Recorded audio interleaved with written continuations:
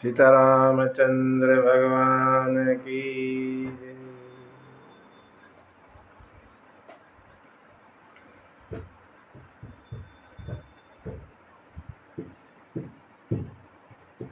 भगवान ने खरदूषण समेत पूरी सेना का नाश कर दिया। नाश क्या कर दिया? आपस में ही मर गए। भगवान ने ऐसा बाण छोड़ा कि सब राम एक दूसरे को राम देख रहे हैं और एक दूसरे को मार दिया सबने। पूरी सेना खत्म, खरदूषण भी खत्म। और जैसे ही शूर्पणखा ने देखा, रे इस एक ने सबको खत्म कर दिया, और भागी भागी जो है रावण के पास गई। बड़ी क्रोध में है, गुस्से में। अच्छा, एक बात और बता दें यहाँ, शूर्पणखा का पति था विद्युतजीवा, नाम था विद्युतजीवा। उसके पति को रावण ने मार दिया, अपने बहनोई को। क्यों मार दिया? ये अपनी मर्जी से शादी कर ली इसने, शूर्पणखा ने। अच्छा, ये राक्षस हैं, वो दानव हैं, इनकी आपस में बनती नहीं, दानवों की और राक्षसों की, एक दूसरे के दुश्मन। तो विद्युतजीवा जो पति था इसका, शूर्पणखा का, वो दानव था और रावण राक्षस है। तो एक दूसरे के खून के प्यासे रहते हैं ये। शूर्पणखा ने बिना परिवार की मर्जी के उससे शादी कर ली, रावण ने उसको मार दिया। ठीक, अब ये विधवा हो गई। तो तब से जो है ये चक्कर में है, अगर रावण का कैसे काम करा जा। शूर्पणखा कुछ न कुछ युक्ति सोचती रहती है। खरदूषण को पहले मरवाया, ये जानने के लिए अगर ये राम खरदूषण को मार सकते हैं, इसका मतलब ये रावण को भी मार सकते हैं, इसलिए खरदूषण को मरवाया। अगर इनको ये मार पाए तो फिर रावण को भी मार देंगे। ये बात है शूर्पणखा के मन में। ठीक है, खरदूषण को मरवा के और चली रावण के पास आई गुस्से में।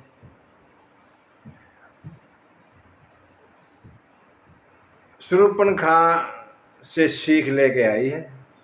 शूर्पणखा को समझाया है लखन ने। लखन ने सीख दे रखी है शूर्पणखा को। तो यहाँ आकर रावण को उपदेश देती है शूर्पणखा। रावण तो बड़ा ज्ञानी पंडित है, चारों वेद जानता है, शिव जी का चेला है, ब्रह्मा जी मंत्र पढ़ने आते हैं। उस रावण को शूर्पणखा उपदेश सीख देने लग गई आके। क्या कहती है? करसी पान सोवसी दिन राती, सुधी नहीं तव सिर पर आराती।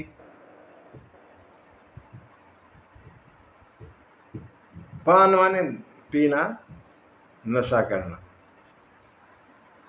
पीता है और सो जाता है, डांट मार गई। तुझे सुधी नहीं है, तेरे सिर पे दुश्मन आके खड़ा हो गया, तू अपने पीता है सोता है,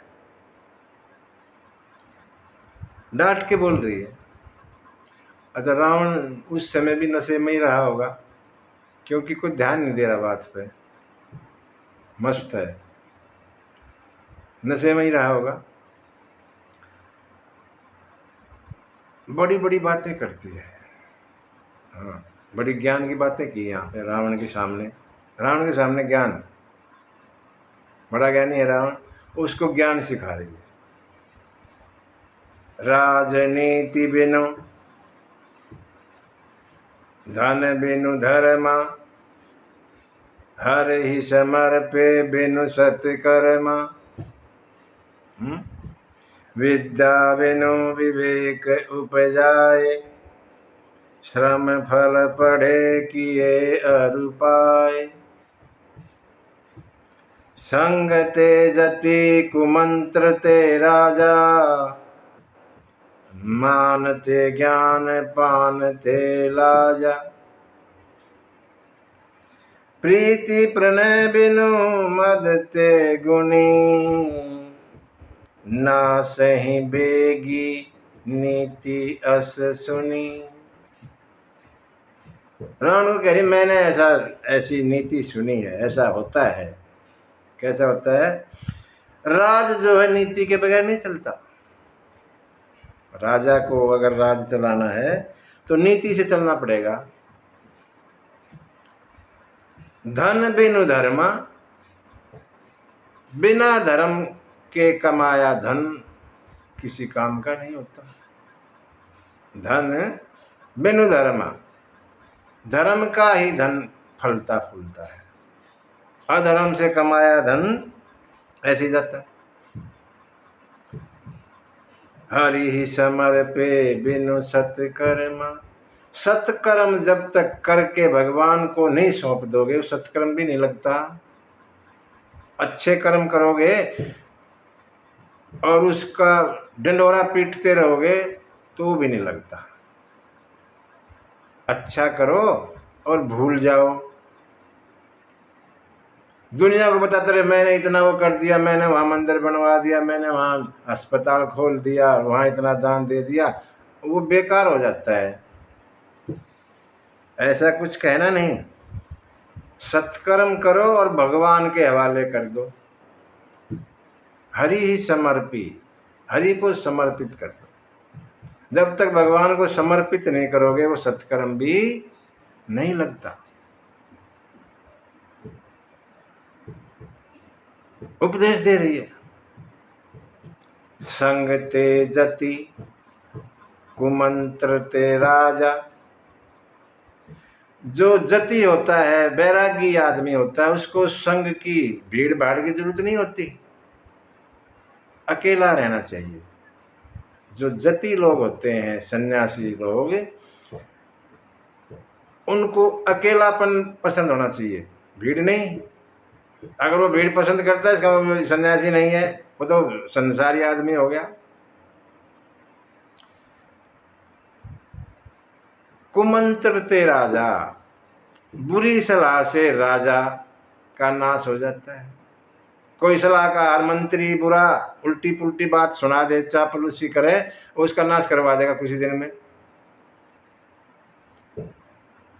मानते ज्ञान, अगर मान है अंदर मैं, तो ज्ञान किसी काम का नहीं। पानते लाजा, और अगर पीने की आदत है तो लज्जा गई, शर्म नाम की चीज नहीं रहेगी, पड़ा रहेगा कहीं ना कहीं। पानते लाजा, जो पान करता है उसकी लाज नहीं रहती, बेशरम हो जाता है। प्रीति प्रणय बिनु मद ते गुणी, जिसके अंदर मद है, मत वाला रहता है अपने में ही, मैं, वो गुणहीन हो जाता है, उसके गुण नष्ट हो जाते हैं। ये सब जो है अगर ऐसा होता है तो सब खत्म हो जाता है। ऐसा उपदेश दिया किस्म से शूर्पणखा ने रावण को। अच्छा, रावण देख ही नहीं रहा, अभी तक रावण ने शूर्पणखा की तरफ देखा नहीं। और ये जब उपदेश पूरा हो लिया, तुम्हारे रहते मेरी ये हालत, रावण और बिलखने लग गई।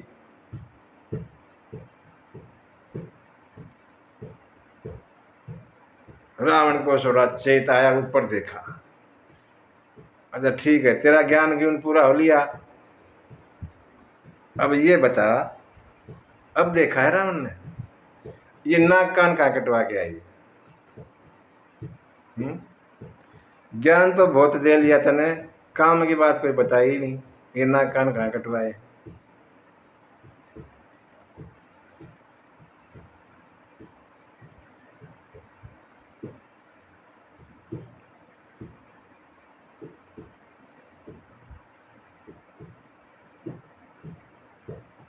यहाँ पे ना 6 चीजें, 6 को छोटा ना समझे। 6 उनके नाम है अलग अलग। रिपुरुज पावक प्रभु, रिपुरुज पावक पाप प्रभु, अहि गणिय न छोट करी। रिपु, रिपु मैंने दुश्मन, दुश्मन को कभी छोटा ना समझे। रुज माने रोग, रोग को भी छोटा बड़ा ना समझे, रोग तो रोग ही है।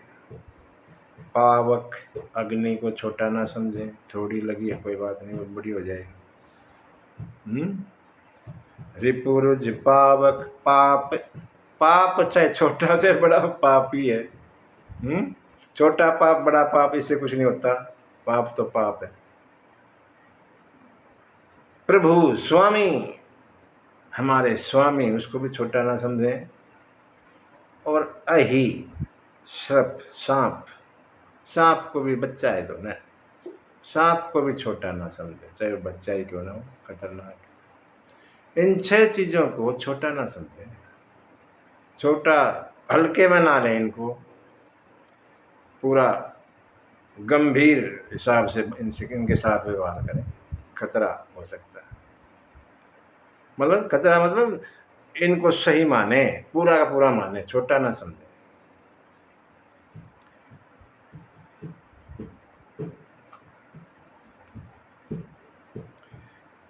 रावण ने कहा कि कान कटवाए, कहाँ के कटवा के आ गई बता। तो शूर्पणखा ने पूरी कथा सुनाई, कैसे कैसे क्या हुआ वो सब सुनाया। मैं ना, अच्छा रावण की कमजोरी जानती है शूर्पणखा, ये कामी है, शौकीन है। तो कहने लगी मैं आपके लिए ना एक सुंदर सी स्त्री देखने गई थी, नारी गई थी अपने लिए देखने आज दूल्हे को, लेकिन कह रही क्या है, मैं आपके लिए ना एक सुंदर सी स्त्री देखने थी, वहां पंचवटी में देखी मैंने, उसके लिए गई थी। रावण को थोड़ा ताकि चाह हो सुनने में, इसीलिए से बात कही। तो रावण ने बड़े ध्यान से सुनी, बता कैसे क्या हुआ। पूरी कथा सुनाई, ऐसे ऐसे हैं 2 राजकुमार हैं अयोध्या के, वो आए हुए हैं यहाँ, मुझे तो लगता है वो राक्षसों का नाश करने निकले हैं। उनके साथ में एक सुंदर स्त्री है,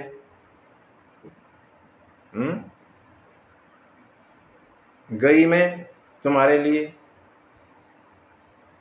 और जब उन्होंने सुना कि मैं रावण की बहन हूं, तो उसके छोटे भाई ने मेरे नाक कान काट दिए, तुम्हारा नाम सुनते ही भड़का दे रही है रावण को।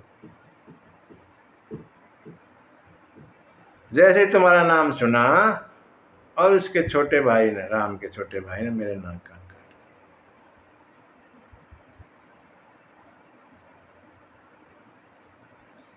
अच्छा, तो वहां खरदूषण थे, वहां क्यों नहीं गई? मेरे पास आई थी इतनी दूर, तो पास में खरदूषण तो थे तुम्हारे साथ में, सेना है उनके पास पूरी,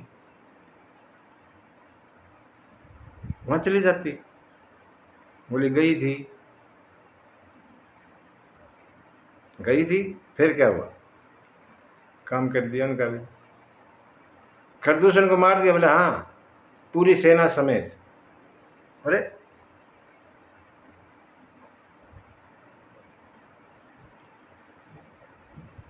रावण एकदम अंदर ही अंदर, सुन दिखा तो नहीं सकता ना, शूर्पणखा को डर गया मैं, अंदर ही अंदर खरदूषण को मार दिया।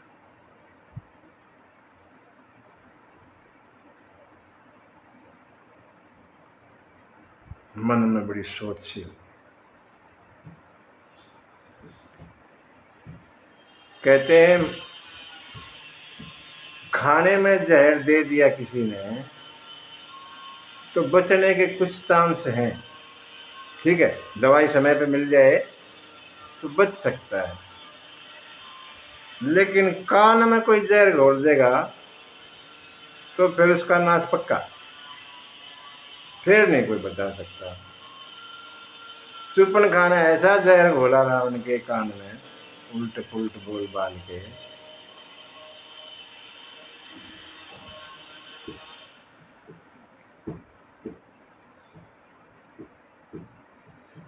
जैसे ही खरदूषण का सुना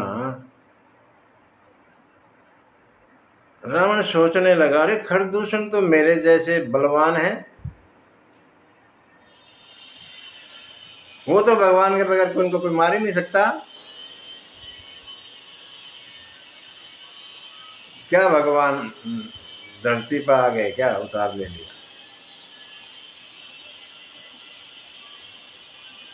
अगर ऐसा है तो मैं भी जाके जबरदस्ती उनसे बैर करूंगा और उनके धनुष बाण से मर के और भव पार कर जाऊंगा, सागर अपना बेड़ा पार कर।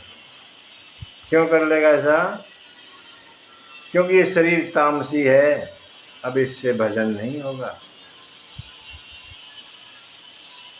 होई भजन न तामस देहा, मन क्रम बचन मंत्र दृढ़ एहा।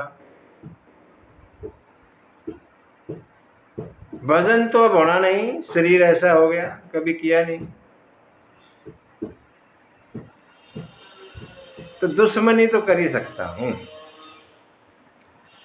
दुश्मनी करूंगा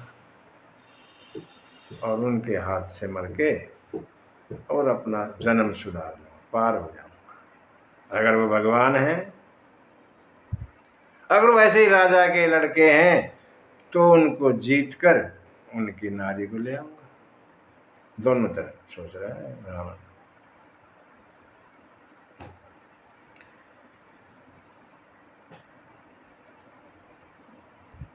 रावण अपना उद्धार चाहता है, देखो भगवान के हाथों बढ़ना चाहता है।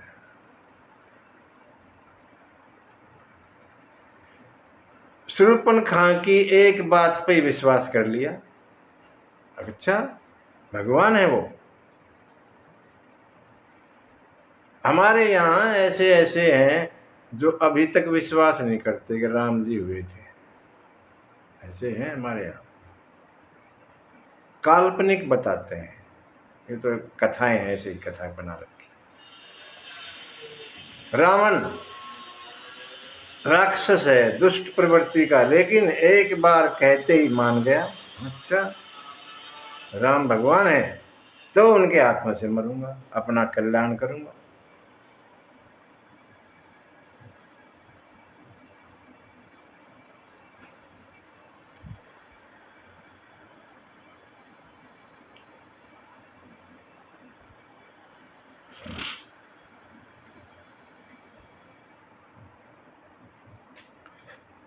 रावण ज्ञानी तो है ही, रावण को पता है कल्याण तो भगवान ही करेंगे, मार के करें या तो अपने बाण से मार दें तब कल्याण कर दें, या हम उनका भजन करें, दो तरीके तो हैं।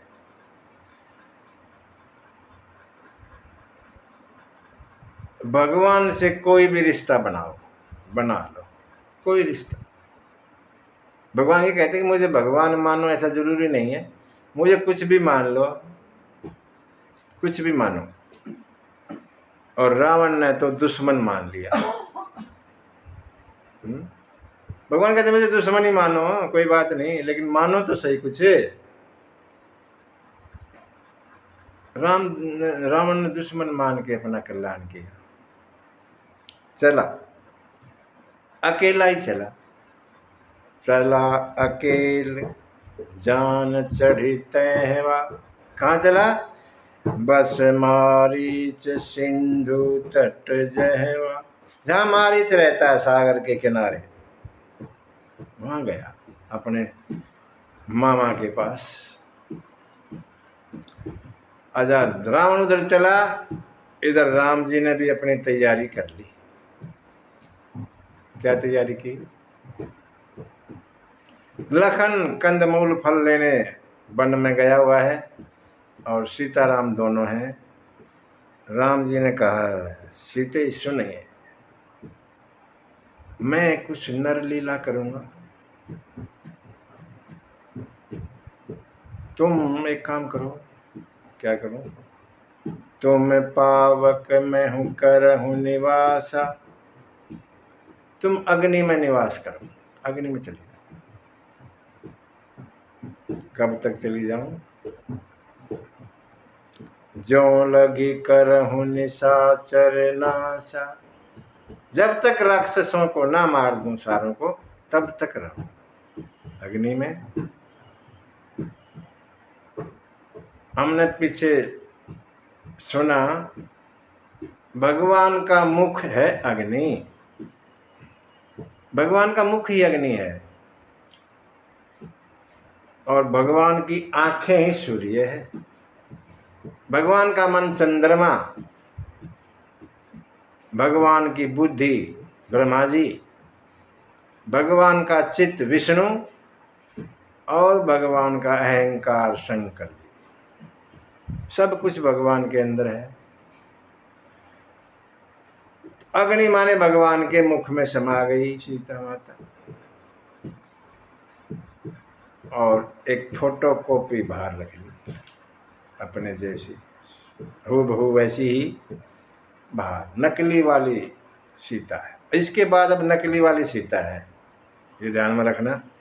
असली सीता भगवान के मुख में अग्नि में समा गई है।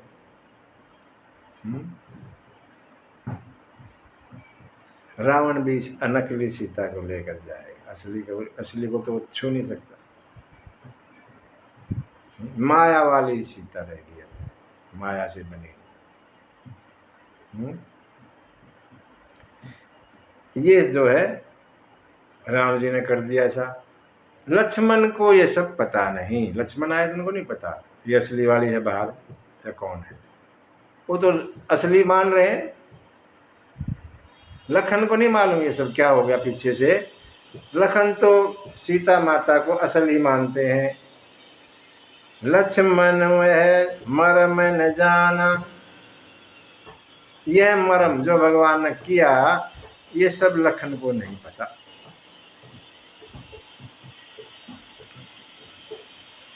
रावण पहुंचा मारीच के पास, प्रणाम किया। रावण कभी झुकता नहीं और आज झुका, प्रणाम किया मामा को, मारीच को।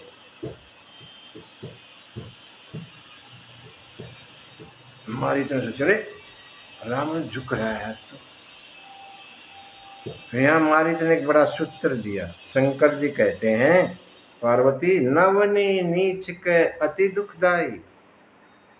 नवनी माने झुकना, नीच माने नीच, नीच का झुकना दुख देने वाला होता है, कुछ न कुछ गड़बड़ करेगा।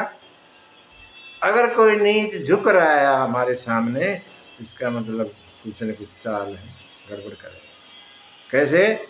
जैसे जिमी अंकुश धनु उर्ग बिलाई। जैसे अंकुश होता है ना, हाथी को काबू कर लेता है, जो झुका हुआ होता है हाथी, इतने भारी भरकम शरीर वाले जानवर को छोटा सा अंकुश झुका हुआ होता है, वो भी बस में करता है। उर्ग सांप, सांप जब डंक मारता है झुक के मारता है।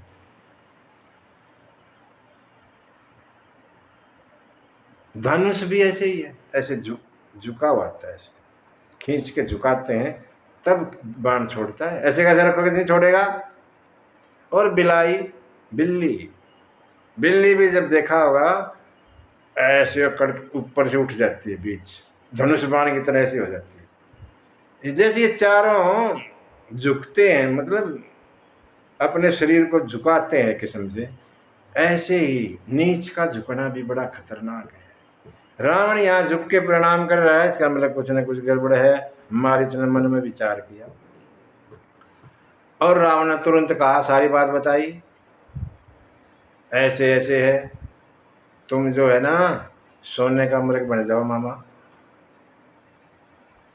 मारीच ने समझाया, एक भांजे वो मनुष्य नहीं है, मनुष्य रूप में भगवान है, उनसे बैर करना ठीक नहीं।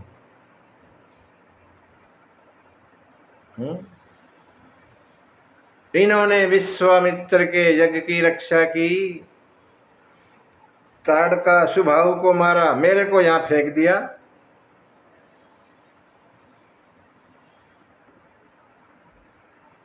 शिव के धनुष को तोड़ा, खरदूषण को मार दिया। अगर अपने कुल की भलाई चाहते हो तो वापस चले जाओ।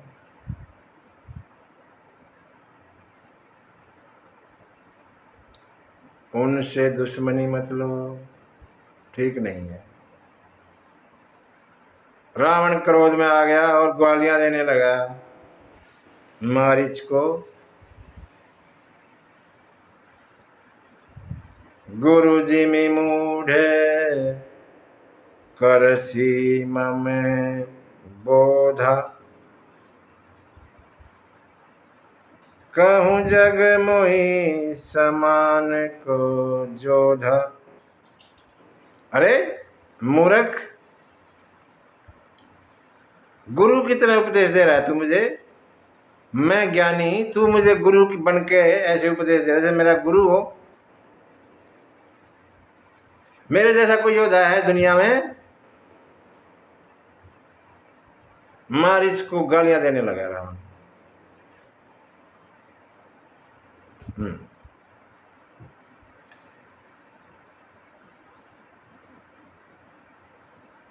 मारीच ने सोचा मन में, नो के सामने विरोध ना करें। नो आदमियों के सामने कभी विरोध नहीं करना, वहां नुकसान हो सकता है। कौन है नो?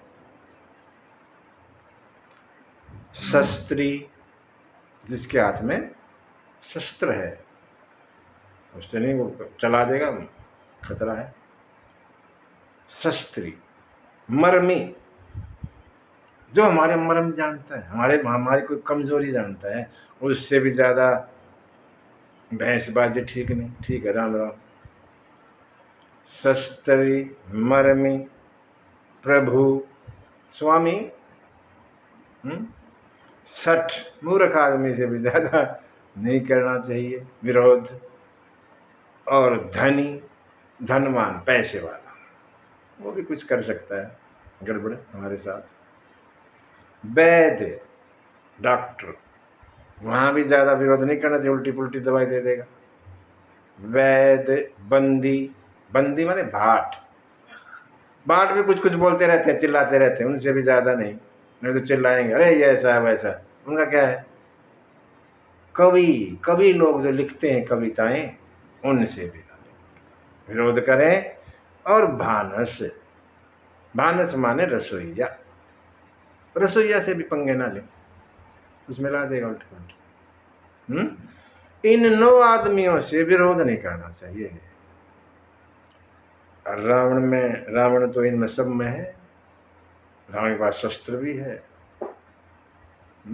धनवान भी है, गुणवान भी है, काफी चीजें रावण में हैं। तो मारीच ने सोचा इनसे ज्यादा करना ठीक नहीं।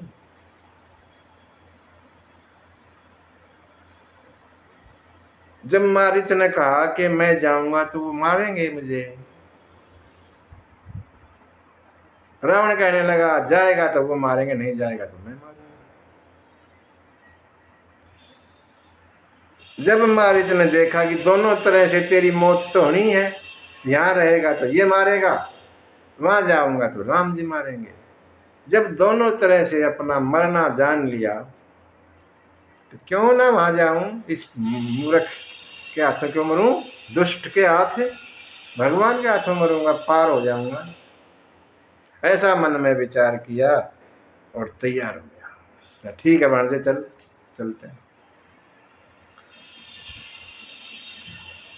पूरी योजना बनाई, रावण ने समझा दिया, सुनो, पहले से ही समझा दिया, तुम सोने का मृग बनोगे और पंचवटी राम की कुटिया के सामने से गुजरोगे।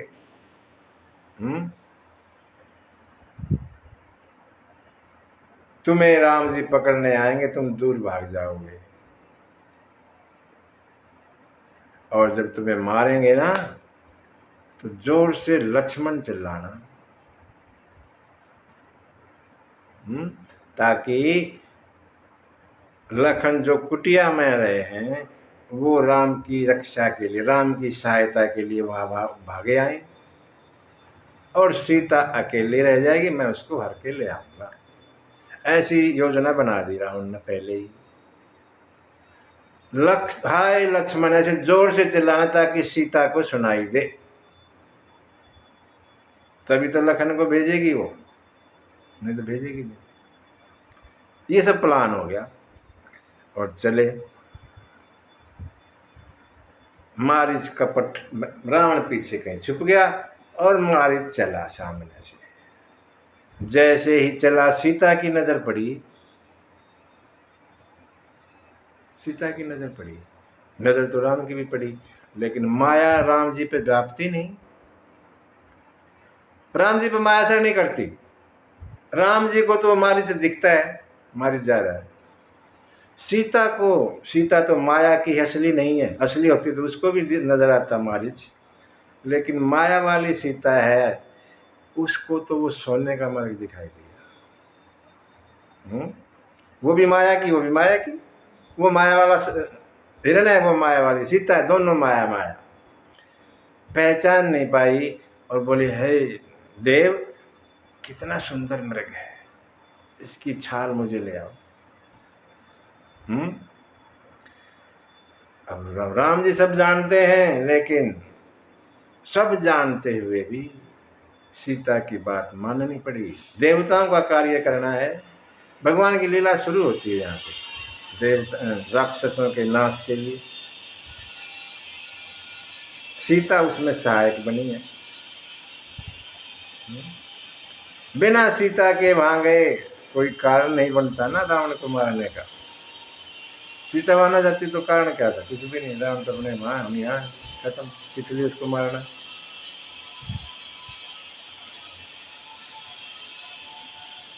इसकी छाल ले आओ, हम अपने घर में बिछाया करेंगे, जाएंगे, बड़ा सुंदर है।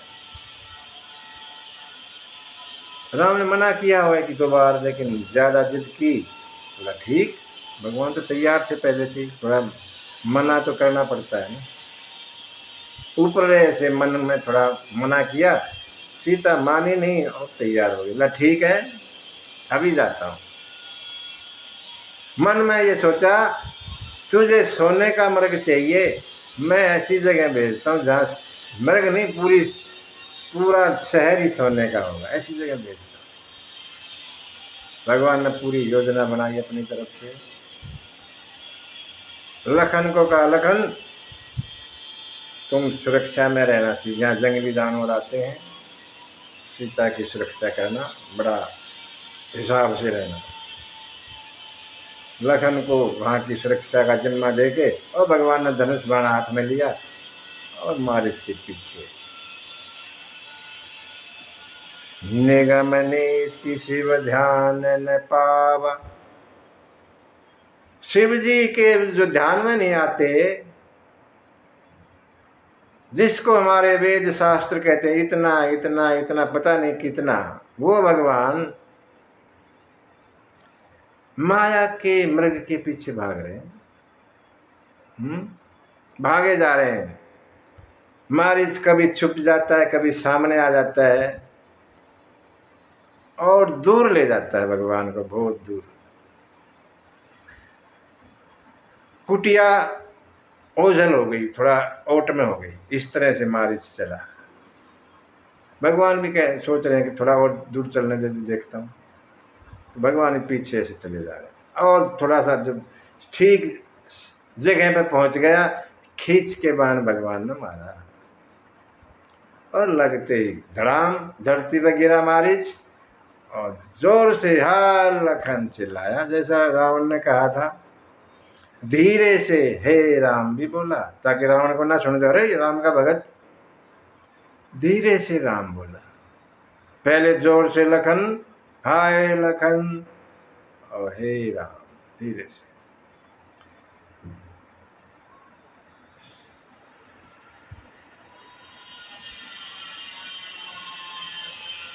भगवान ने प्रेम को पहचाना। मारीच ना भगवान का भगत हो गया था। जो विश्वामित्र के यज्ञ में मारा था और यहाँ समुद्र में लाके फेंक दिया था बाण ने, उसके बाद से मारीच भगवान का भगत हो गया था। भगवान की पूजा करता, भगवान को पूजता था। वो प्रेम भगवान ने जाना, और जो गति संत मुनियों को नहीं मिलती, वो भगवान ने मारीच को दी, अपने धाम को भेज दिया।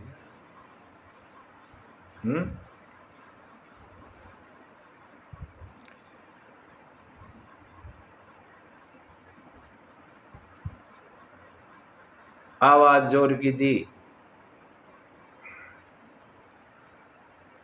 अच्छा, राम, एक बात आती है, राम खुद क्यों गए?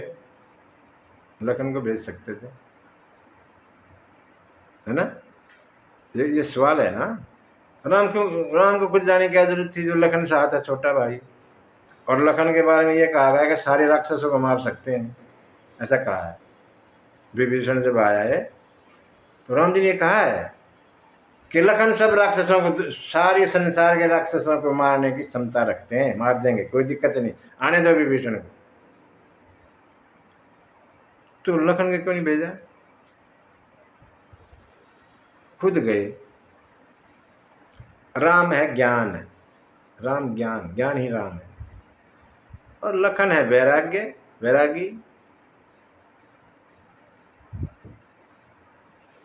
सोना माने संपत्ति, धन दौलत, आकर्षण, जो हमें खींचे, है ना, सोना। ज्ञान सोने के पीछे भाग सकता है, ऐसा मुमकिन है, लेकिन वैराग्य नहीं भागता कभी सोने के चक्कर में। ऐसा शास्त्रों में है कि वैरागी लोग को सोना नहीं अपनी तरफ खींच सकता। हाँ, ज्ञानी कभी कभी खींचे में आ जाता है, खिंचाव में, कभी लोभ में आ जाता है ज्ञानी, वैरागी नहीं आता। लखन तो वैरागी है, उनको क्या जरूरत सोने वोने से। इसीलिए अगर ऐसा करते तो उल्टा हो जाता, हमारे शास्त्र गलत पड़ जाते। वैरागी को सोने से कोई लेना देना नहीं, हाँ, ज्ञानी को कभी कभी लोभ आ जाता है, इसलिए राम गए। आवाज सीता ने सुनाई दी और कहने लगी, लखन, तुम्हारे भाई को कुछ मुसीबत आ गई, जाओ। चिल्ला रहे तुम्हारे नाम लेके। लखन ने बड़ा कहा, मां, उनको क्या दिक्कत होती है? उनको कोई मुसीबत नहीं आ सकती। भ्रकुटी बिलास सृष्टि लय होई। अरे वो एक बार थोड़ा सा अपनी टेढ़ी करेंगे, सृष्टि का नाश हो जाता है। उनको किसी बात की मुसीबत, सपने में भी उनको दिक्कत नहीं होती कोई। तुम कह रही हो उनको दिक्कत आ गई, माया की, इसलिए सब कह रही हो। बहुत समझाया लखन ने, लेकिन नहीं मानी। यहाँ एक शब्द बोला, ज्यादा लिखा नहीं, एक ही लाइन लिखी तुलसी बाबा ने, मरम बचन, मरम बचन। सीता जब बोला, सीता ने मरम वचन कहा, मतलब चोट हृदय में लगे, ऐसा कुछ बोला लखन के लिए। लखन को बात चुभ गई। कुछ कहा होगा, यहाँ तुलसी बाबा खोलते नहीं बात को, गुप्त रखते हैं, गुप्त रखते हैं। क्या बोला पता नहीं, लेकिन मरम बोला, चुभने वाली कुछ बात कह दी। मरम बचन सीता जब बोला, हरि प्रेरित लक्ष्मण मन डोला। लक्ष्मण का मन डोलता नहीं, लेकिन यहां लिखा हरि प्रेरित, भगवान ने प्रेरणा दी, भगवान ने कहा था। मानो भगवान ही सीता को अपने मुख से कहलवा रहे हैं, बोल तुम लखन को उल्टा पुल्टा। भगवान की माया है ना, जब तक ऐसे बोलेगी नहीं तो आएगा नहीं। अयो नहीं आएगा तो रावण नहीं आएगा, ये सब पता है राम जी को। रावण नहीं आएगा तो सीता का हरण नहीं होगा, बात तो वहीं रहेगी, वहीं की रहेगी, आगे तो नहीं चली। इसीलिए भगवान की सब लीला शुरू हो रही है यहाँ पे। सीता से बुलवाया भगवान ने माया डाल दी सीता पे, और सीता ने सब कहा, और लक्ष्मण जो डोलते नहीं वो भी डोल गए। लखन ने वहां दिशाओं, सभी दिशाओं के स्वामियों को कुटिया की सुरक्षा सौंपी और एक रेखा खींच दी। कहा माता इस रेखा से बाहर नहीं आना, और चले। भगवान मारीच को मार के वापस आ रहे, उधर लखन राम की तरफ चल रहे।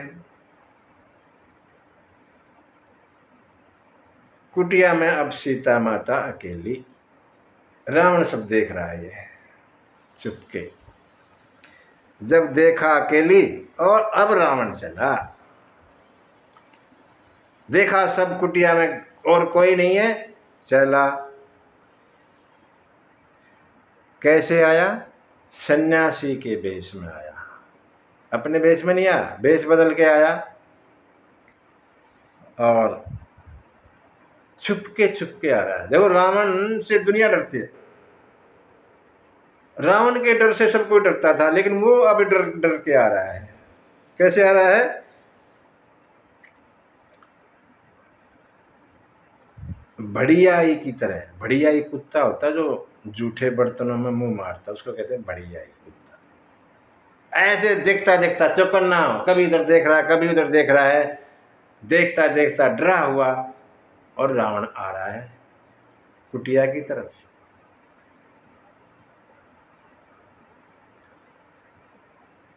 और जैसे ही आश्रम के सामने आया, वो रेखा पर के पास गया, एकदम बिजली चमकी, समझ गया अरे यहाँ रेखा ये गड़बड़ है। राम तो ज्ञानी है, समझता है सब बात। ना ना ये तो गड़बड़ है, यहाँ अंदर जाना ठीक नहीं, बाहर ही रहेगा। उल्टा हो गया, और भिक्षा के लिए आवाज दी। सीता माता आई बाहर, जो भी था। अलग अलग रामायण में अलग अलग कथा है इस बारे में।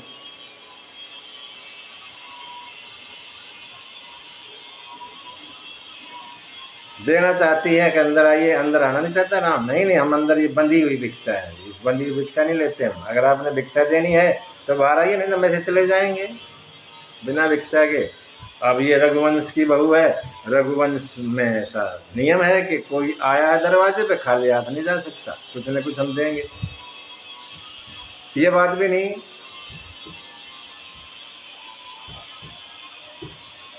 और कहते हैं, यहाँ लिखा नहीं है तुलसी बाबा ने ये सब, सीता ने वो जो रेखा खींची थी, मर्यादा की रेखा, मर्यादा, उसको लांग दिया। और रावण जो है अपने वेश में आया।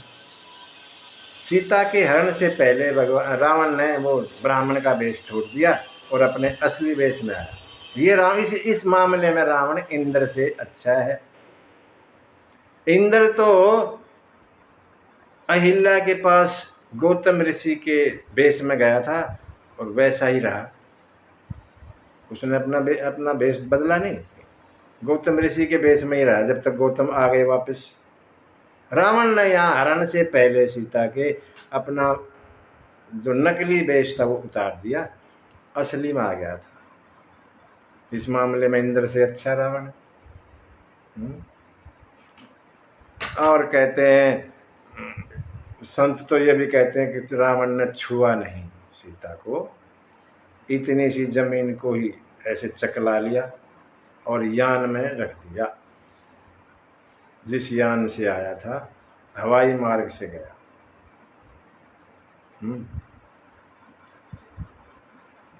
सीता ने 3 गलतियां कर दी। क्या? राम माने ज्ञान, ज्ञान माने तलवार, ज्ञान तलवार है, कृपाण। जीवन में ज्ञान को, तलवार को दूर कर दिया। लखन माने वैराग्य, वैराग्य ढाल का काम करती है, ढाल। जैसे तलवार और ढाल, तलवार का वार रोकने के लिए ढाल चाहिए, ढाल को भी दूर कर दिया, वैराग्य को भी। और जो मर्यादा होती है हमारी रेखा, किसके अंदर ही रहना चाहिए, मर्यादा के अंदर रहो। मर्यादा को लांघोगे ठीक नहीं होगा, मर्यादा को लांघ दिया, इसीलिए हरण हो गया। अच्छा, रावण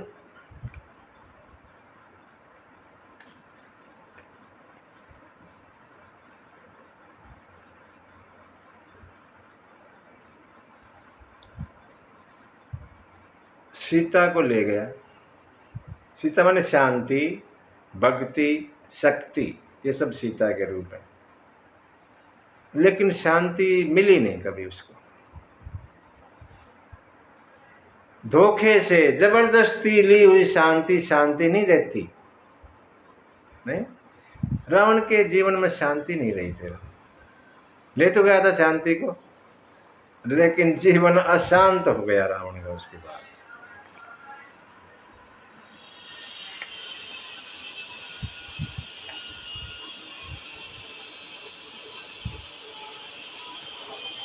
यहां पर 2 बातें हैं।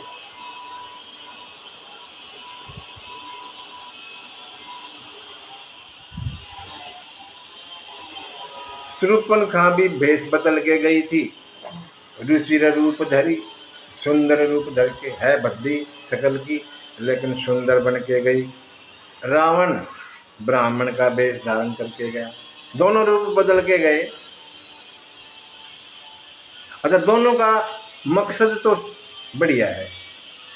एक भगवान को पाना चाहती है, दूसरा भक्ति को पाना चाहता है। सीता माने भक्ति, दोनों अच्छी चीज पाना चाहते हैं। भक्ति को और भगवान को पाना कोई बुरा थोड़ी है, लेकिन तरीका गलत है।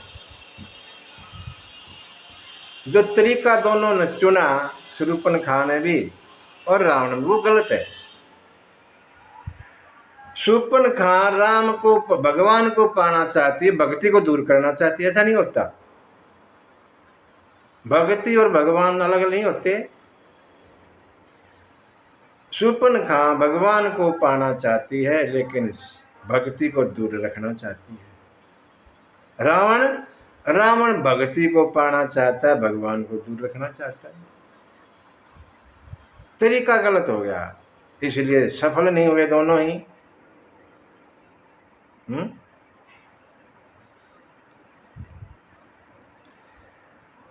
दूसरा, छल कपट किया। भगवान को छल कपट वैसे भी अच्छा नहीं लगता। निर्मल मन जन, जो निर्मल मन वाला है, भगवान कहते हैं सो मोहि पावा, वही मुझे पा सकता है। मोहि कपट छल छिद्र न भावा, मुझे छल कपट अच्छा नहीं लगता, राम जी ऐसा कहते हैं। यहां दोनों ने छल किया, इसलिए कामयाब नहीं हुए। इच्छा तो अच्छी थी, कामना तो अच्छी थी, भगवान से भक्ति से मिलने की थी, लेकिन तरीका गलत हो गया और नहीं पा पाए।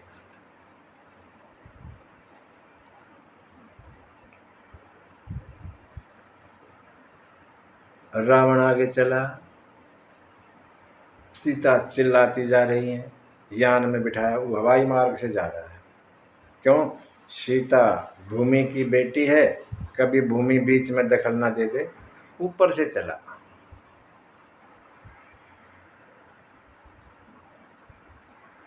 बिलखती जा रही है। हम्म।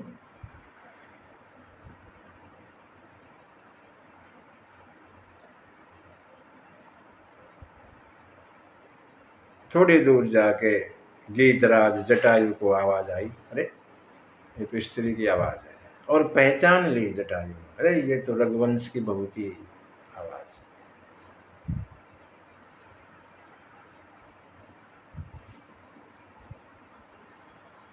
जटायु एकदम तैयार, सीते पुत्री करसी जनी त्रास, करी हम जातु धान कर नाश। हे सीता पुत्री, डरो मत, मैं इस राक्षस को भी मारूंगा। कहते हैं, देखो यहां तो ये पक्षी है, पक्षी।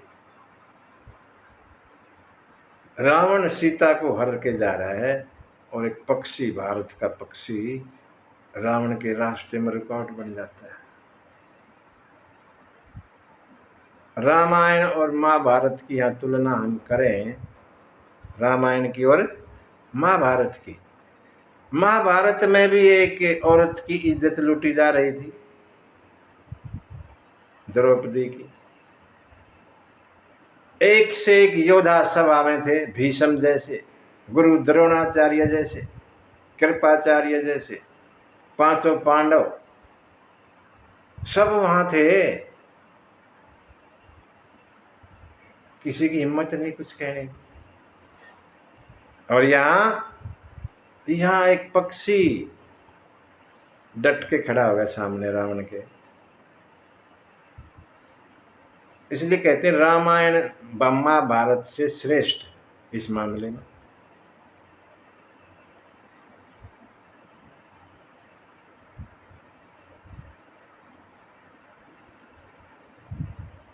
जटायु कहने लगा, रावण छोड़ दे इनको और चला जा चुपचाप। रावण ने कोई ध्यान नहीं दिया बात पे।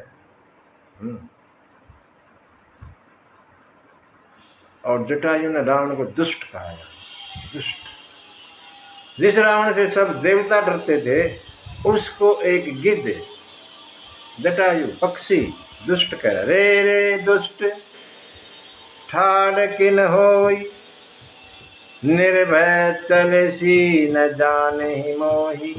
तू मुझे जानता नहीं, ऐसे चला जा रहा चुपचाप, सुनता नहीं है, दुष्ट लोग। रावण को दुष्ट कोई कहे,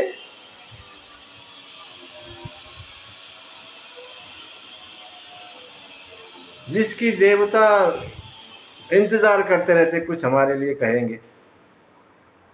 देवता खड़े रहते हैं वहां इंतजार में सेवा के लिए, उसके लिए दुष्ट शब्द कैसा लगा? रावण, अरे ये कौन है दुष्ट कहने वाला?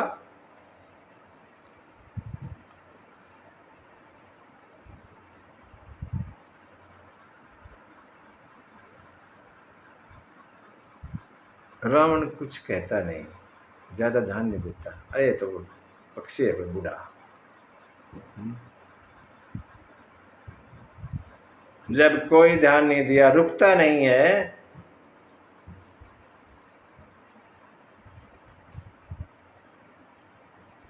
जटायु ने पकड़ा रावण को और खींच कर रथ से नीचे जमीन पर मारा। सीता को वहां से लेके एक तरफ बिठा दिया और चोंच मार मार के रावण को बेहोश कर दिया। रावण एक घड़ी बेहोश रहा, जटायु ने रावण को बेहोश कर दिया। एक घड़ी 24 मिनट के लिए रावण बेहोश पड़ा है। जटायु मार सकता था, जटायु अब तो लड़ाई जारी है, उस लड़ाई के दौरान उसको मार देता, बेहोश पड़ा मार दो, कम से कम हाथ पैर कुछ तो काट ही देता ताकि वो कुछ चला नहीं पाता। लेकिन जटायु ने देखा, रे बेहोश हो गया, बेहोश पे हाथ नहीं उठाते, शस्त्र नहीं चलाते। हमारे पक्षी भी ऐसे हैं, मर्यादा में रहते हैं, कोई बेहोश है उस पर शस्त्र नहीं उठाओ। और जटायु ने रावण के उठने का इंतजार किया, ये होश में आए और फिर लड़ेंगे। एक घड़ी के बाद रावण को होश आया और कपट करके छल कपट किया और जटायु के पंख काट दिए। पक्षी के तो पंखों में ही सब कुछ होता है, पंख गए तो बेबस हो गया, गिर गया, अब तो उड़ सकता ही नहीं। और रावण सीता मैया को लेके पहुंच गया लंका, अशोक वाटिका में रखा। इधर लखन जा रहे हैं राम की तरफ। राम ने दूर से देखा, अरे लखन आ रहा है।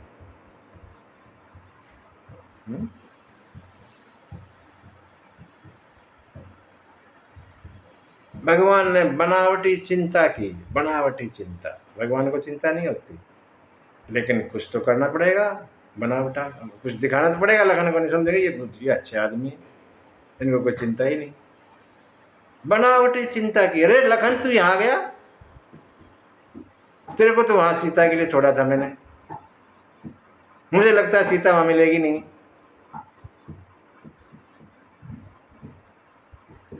लखन सोचने, अरे मैं नहीं आ रहा था तो सीता माता ने मेरे को उल्टा पुल्टा कह दिया, अब आ गया तो ये उल्टा पुल्टा बोल रहे। सेवक धर्म बड़ा कठिन होता है, सेवक का धर्म। मालिक का सब कुछ सुनना पड़ता है। लखन ने बड़ा कहा, मां भगवान माता ने मेरे को जबरदस्ती भेज दिया, मैं क्या करूं। बड़ा किया मैंने, बड़ा मना किया, मानी नहीं, आना पड़ा मुझे मजबूरन। लखन मुझे लगता है सीता अब नहीं मिलेगी आश्रम में। भगवान चिंता, बनावटी चिंता, दिखाने के लिए चिंता करते हैं। और जब पहुंचे तो वास्तव में सीता वहां थी नहीं। भगवान बड़ा विलाप कर रहे हैं, यहाँ पे बड़ी लीला कर रहे हैं। ये वो सीन है जब भोले बाबा, हमने जो शुरुआत में कथा हम कहते हैं ना बाबा की, वो ये सीन है इस समय का। इस समय ही सती और शंकर जी कथा सुन के जा रहे थे, ये वो सीन है। भगवान रोते बिलखते, हे खग मृग हे मधुकर श्रेणी। पक्षियों से, पशुओं से, जानवरों से, लताओं से, पेड़ों से, फूलों से, सबसे पूछते हैं, तुम देखी सीता मृग नैनी, तुमने मेरी सीता को देखा। ऐसी लीला करते हैं भगवान, हर किसी को शक हो जाए। सती को भी ऐसे ही हुआ था। ऐसे ये भगवान क्या रोते जा रहे हैं, कैसे भगवान। सबसे पूछते पूछते और आगे चले तो वहां देखा एक पक्षी गीधराज वहां घायल अवस्था में पड़ा है। भगवान ने उठाया, अपने वस्त्रों से साफ किया, गोद में लिया गीधराज को और पूछा, किसने तुम्हारा ये हाल किया। गीधराज ने बताया, नाथ दशानन यह गति कीनी, ते ही खल जनक सुता हर लीनी, लय दक्षिण दिश गयम गुसाई, बिलपति अति कुररी की नाई। हे नाथ, रावण ने मेरा ये ऐसी दशा की है, अच्छी दशा की है। क्यों अच्छी की? अगर रावण ऐसा नहीं करता तो आपके दर्शन होते ही नहीं। अच्छा किया रावण। वो दुष्ट जो है सीता को हर ले गया और ऐसे दक्षिण की तरफ गया है, लंका की तरफ। बिलपति जा रही थी सीता अकेली। मैं आपके दर्शन के लिए मैं प्राण रखे हुए थे, अब मैं जाना चाहता हूं। आपके दर्शन हो गए, अब मुझे आज्ञा दें।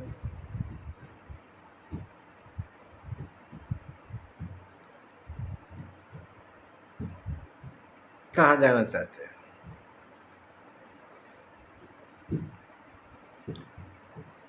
जैसे दशरथ महाराज अपने पुत्र के वियोग में चले गए, मैं अपने पुत्र वधू के वियोग में जाना चाहता हूँ।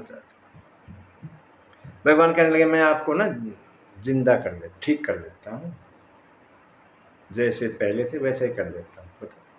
नहीं नहीं, गिद्ध कहते हैं जाकर नाम मरत मुख आवा। मरते समय जिस भगवान का नाम मुख पे आ जाए, मरते समय नीच से नीच जीव को भी मुक्ति मिल जाती है। कितने ही पाप किए हों जीवन में, कितने ही पाप किए हों, मरते समय अगर भगवान का नाम ले लेता है तो वो मुक्त हो जाता है, सब पाप खत्म। और वो मेरे सामने, नाम की बात नहीं, वो तो साक्षात मेरे सामने खड़े हैं। सोमम लोचन गोचर आगे, राखूं दे नाथ के ही खागे। अब कौन सी कमी रह गई जो इस शरीर को रखूं? सब कुछ तो हो गया।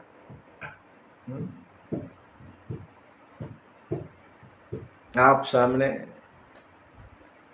नाम की भी जरूरत को दर्शन करते करते जाऊंगा। अब क्या जरूरत रह गई कि इसको रखूं मैं? सब कुछ हो। भगवान की आंखों में आंसू, और जटायु खुश। ऐसा पहली बार हुआ, बताते हैं, जब भगत तो हंस रहा है और भगवान रो रहे हैं। नहीं तो उल्टा होता है, भगत रोता है और भगवान मुस्कुराते हैं। यहाँ भगवान की आंखों में आंसू हैं और जटायु खुश है भगवान के दर्शन करके। भगवान कहने लगे इसमें मेरा कुछ नहीं है। जटायु जल भरी नयन कहि रघुराई, तात करम निज ते गति पाई। परहित बस जिन के मन माही, तिन कहूँ जग दुर्लभ कछु नहीं। तन तजि तात जाऊँ मम धामा,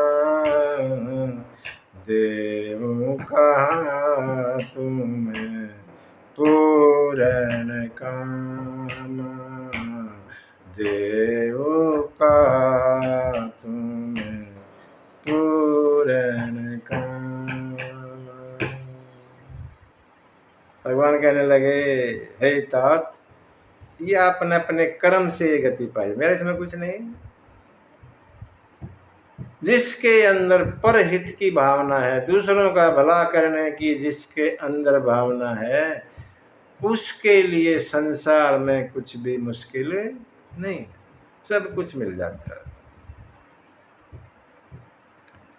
आप मेरे धाम में जाएं, मैं आपको क्या दूं? आप सब तरह से पूर्ण काम है, सब कुछ तो आपके पास है, मैं क्या दे सकता हूं?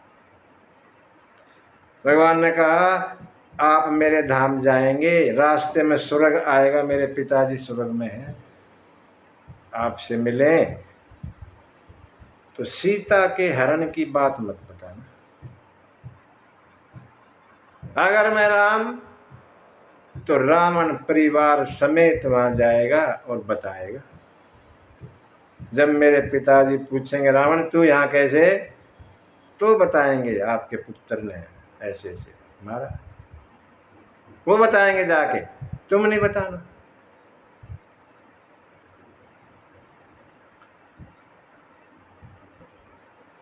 भगवान गिद्ध ने अपना शरीर त्यागा और कहते हैं भगवान का रूप धारण कर लिया, हरि का। चतुर्भुज रूप में गिद्ध आ गए, चार भुजाएं, भगवान के रूप में आ गए और भगवान की स्तुति करने लगे, स्तुति की और भक्ति का वर मांगा। भगवान ने अविरल भक्ति का वर दिया। गीध जो है भगवान के धाम गया, जटायु भगवान के धाम गए।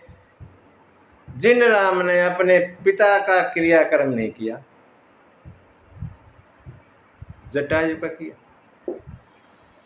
जटायु का संस्कार अपने हाथों से किया भगवान।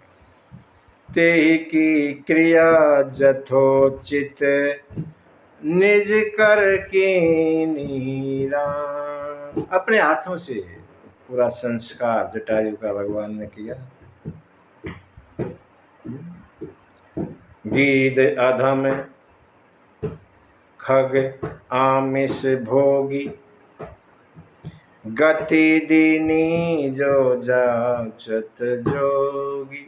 गीध एक नीच पक्षी है, मांस खाता है, लेकिन भगवान ने गति कैसी दी? जो ऋषि मुनि मांगते रहते हैं वो गति जटायु को दी भगवान ने। शंकर जी कहते हैं पार्वती वो लोग अभागे हैं जो ऐसे भगवान को छोड़ के और इस दुनियादारी में लिपटे हुए हैं, वो अभागे लोग हैं।